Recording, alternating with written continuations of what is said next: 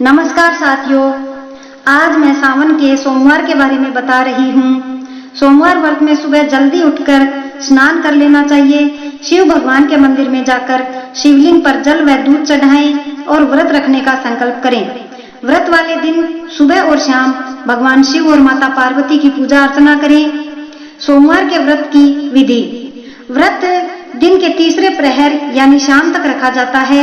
स्नान आदि नित्यक्रम करने के बाद व्रत शुरू करें। इसमें गंगा जल, बेलपत्र, सुपारी, पुष्प, धतूरा, भांग, आग, पंचामृत, दूध, दही, चीनी, घी, शहद, मोली, जनेऊ, चंदन, रोली, चावल, दुर्वा आदि से पूजा करनी चाहिए। प्रसाद में पंचमेवा, फल, पान, लौंग, इलायची आदि से भी पूजा करते हैं।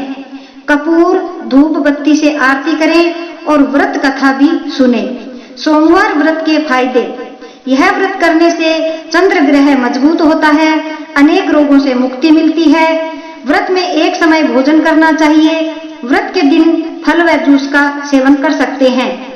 इस साल श्रावण मास 25 जुलाई 2021 से शुरू हो रहा है। 26 जुलाई 2021 को प्रथम सावन सोमवार व्रत है। 2 अगस्त को दूसरा सोमवार व्रत है। 9 अगस्त को तीसरा सोमवार व्रत है। 16 अगस्त को चौथा सोमवार व्रत है। इस साल 4 सोमवार के व्रत हैं। श्रावण मास के अन्य पर्व।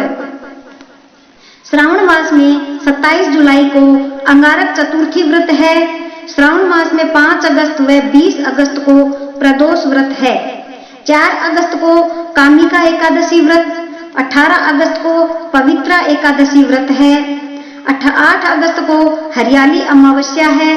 10 अगस्त को सिंजारा और 11 अगस्त को तीज का त्योहार है। 13 अगस्त को नाग पंचमी भी है। 22 अगस्त को रक्षाबंधन का त्योहार मनाया जाएगा। अब सावन के व्रत की कथा। किसी नगर में एक साहूकार रहता था, जिसके घर में धन की कमी नहीं थी, लेकिन उसे संतान सुख प्राप्त नहीं हुआ था, जिस कारण वह बहुत परेशान रहता था। पुत्र प्राप्ति की इच्छा से वह हर सोमवार व्रत भी रखता था और पूरी श्रद्धा के साथ शिव मंदिर जाकर भगवान शिव और पार्वती जी की आराधना करता था। उसकी भक्ति भाव से मां पार्वती प्रसन्न हो गई और भगवान शिव से उस साहूकार की मनोरथ पूर्ण करने का आग्रह करने लगी। पार्वती जी की इच्छा सुनकर भगवान शिव ने कहा कि हे पार्वती, इस संसार में हर प्राणी को उसके कर्मों का फल मिलता है और जिसके भाग्य में जो है उसे भोगना पड़ता है। लेकिन पार्वती जी ने साहूकार की भक्ति का मान रखने के लिए उसकी मनोकामना पूर्ण करने के लिए कहा।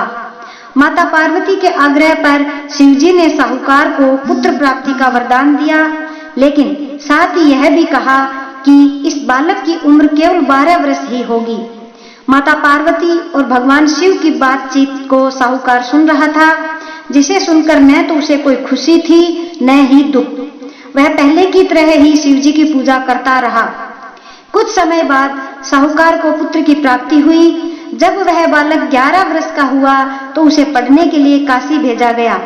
साहूकार ने पुत्र के मामा को बुलाया और उसे बहुत सारा धन दिया और कहा कि तुम इस बालक को काशी विद्या प्राप्त करने के लिए ले जाओ और मार्ग में यज्ञ कराते जाना। जहां भी यज्ञ कराओ वहां ब्राह्मणों को भोजन कराकर दक्षिणा देते हुए जाना। दोनों मामा भांजे इसी तरह यज्ञ कराते और ब्राह्मणों को दान दक्षिणा देते हुए काशी की तरफ चल पड़े। रास्ते में एक नगर पड़ा, जहां नगर के राजा की कन्या का विवाह था, लेकिन जिस राजकुमार से उसका विवाह होने था वह एक आंख से काना था, जिसकी जानकारी लड़की और उसके घर वालों को नहीं थी। राजकुमार के पिता ने अपने पुत्र के काना होने की बात को छुपाने के लिए एक चाल सोची। साहूकार के पुत्र को देखकर उसने सोचा कि क्यों न इस लड़के को ही दूल्हा बनाकर राजकुमारी से विवाह करा दिया जाए। विवाह के बाद उसको धन देकर विदा कर दूंगा और राजकुमारी को अपने नगर ले जाऊंगा। उसने लड़के को दूल्हे के वस्त्र पहनाकर राजकुमारी से उसका विवाह करा दिया, लेकिन साहूकार का पुत्र ईमानदार था। उसने मौका पाकर राजकुमारी की चुन्नी पर लिख दिया कि तुम्हारा विवाह तो मेरे साथ हुआ है, लेकिन जिस राजकुमार के साथ तुम्हें भेजा जाएगा वह एक आंख से काना है। मैं तो काशी पढ़ने जा रहा हूँ। राजकुमारी ने चुन्नी पर लिखी बात अपने माता पिता को बताई। राजा ने अपनी पुत्री को विदा नहीं किया। दूसरी ओर साहूकार का लड़का और उसका मामा काशी पहुंचे और वहां जाकर उन्होंने यज्ञ किया। जिस दिन लड़के की आयु 12 साल की हुई उसी दिन यज्ञ रखा गया। लड़के ने अपने मामा से कहा कि मेरी तबीयत कुछ ठीक नहीं है। मामा ने कहा कि तुम अंदर जाकर सो जाओ। शिवजी के वरदानुसार कुछ ही देर में उस बालक के प्राण निकल गए।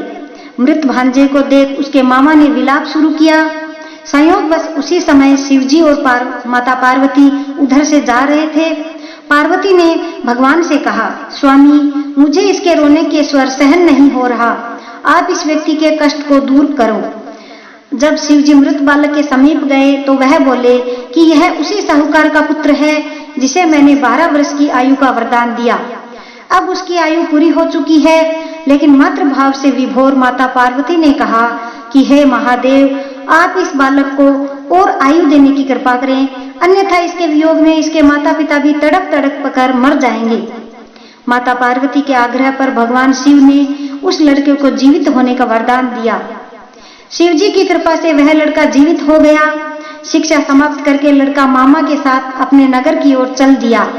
दोनों चलते हुए उसी नगर में पहुंचे जहां उसका विवाह हुआ था। उस नगर में भी उन्होंने यज्ञ का आयोजन किया। उस लड़के के ससुर ने उसे पहचान लिया और महल में ले जाकर उसकी खातिरदारी की और अपनी पुत्री को विदा किया। इधर साहूकार और उसकी पत्नी भूखे प्यासे रहकर बेटे के आने की प्रतीक्षा कर रहे थे। दोनों ने प्रण लिया था कि यदि उन्हें अपने बेटे की मृत्यु का समाचार मिला तो वह अपने शरीर त्याग देंगे, परंतु अपने बेटे के जीवित होने की बात सुनकर वह बेहद प्रसन्न हुए। उसी रात भगवान शिव ने व्यापारी के सपने में आकर कहा, मैं तेरे सोमवार के व्रत करने और व्रत कथा सुनने से प्रसन्न होकर तेरे पुत्र को लंबी आयु प्रदान कर रहा हूँ। इसी प्रकार जो कोई सोमवार व्रत करता है या कथा सुनता है उसके सभी दुख दूर होते हैं।